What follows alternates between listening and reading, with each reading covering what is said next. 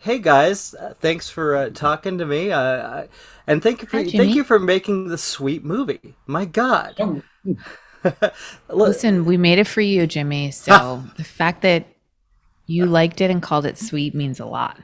well, Yeah. look, it's one of those things. I'm not usually a Christmas guy, but Steve, I want to start a little bit with you. Been a fan of yours, God, since back suburbia days, even before then, maybe. All right on. Cool. Yeah, what was the appeal to you to take on this kind of? Well, usually the dad character isn't the smartest or the brightest. There's a real special quality with this guy.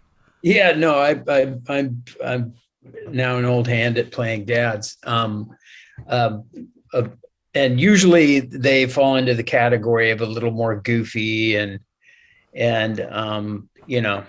the Diary of a Wimpy Kid, that dad was a little goofier, but this guy seemed to represent like those dads that growing up in Minnesota. My friends' dads, not necessarily mine. My dad was very unique and cool, but that kind of hard, hard outer shell and kind of soft in the middle. And I, I, I laughed really hard at him and the family and their relationship. And then I was really pleasantly surprised to be quite moved by the story. And that's what drew me to it. I was just, yeah. Same. Yeah, June, I gotta say, Because this I is didn't think you really. had any feelings left, Steve. So that's nice to hear. Well, that's good to know. That's a whole scoop right there. June, I'm you were really surprised. lovely in this, by the way. It's a Thank really you. really good performance. What's it like for you? How did you relate to this family as opposed to your own kind of growing up? Well, similarly, because the reason why I connected to it was because I the character reminded me so much of my own mom, Uh, and um I who I loved so much. And so I felt immediately connected to the character and to, my mom was a school teacher and was, you know, there were always quizzes and tests and all manner of thing like mixed in with like our fruit bowl. And we just grew up with the same kind of chaos of family life. And my dad was a construction worker. Our house was always under repair. He was like redoing a bathroom every other week.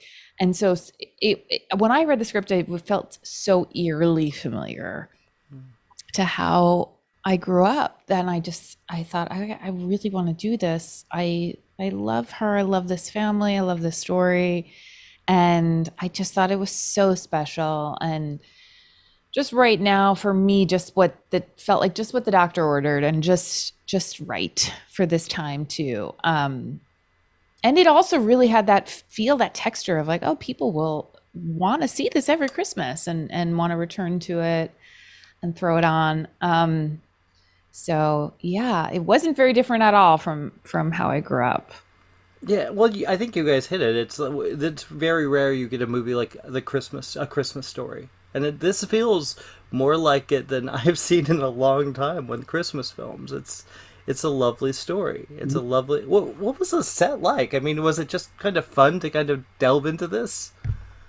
It was so hard with Yeah, Steve I mean, because like he doesn't like anyone to make eye contact with him. Oh, he's one of those. yeah. Well, just during COVID, but Yeah, it was so weird because because like you you don't don't get know, COVID you that don't know way. how you get it. At that point, we didn't know Steve, we if knew a looking lot at by that someone you could point. still get I don't know. I just feel like we couldn't look at you or talk to you even through masks and shields. And it didn't it. seem like that was a COVID protocol, but okay. Okay. Dude, I tell you what, it was a difficult shoot. Just because we're in Toronto. It's at the peak of its COVID scare. Everything's Mm-hmm. locked down. We go through a 2-week, 14-day quarantine, both June and I. Wow. And one of the greatest things about hanging out on sets and making movies is hanging with the crew and going out to dinner and shooting the crap on set and Yeah.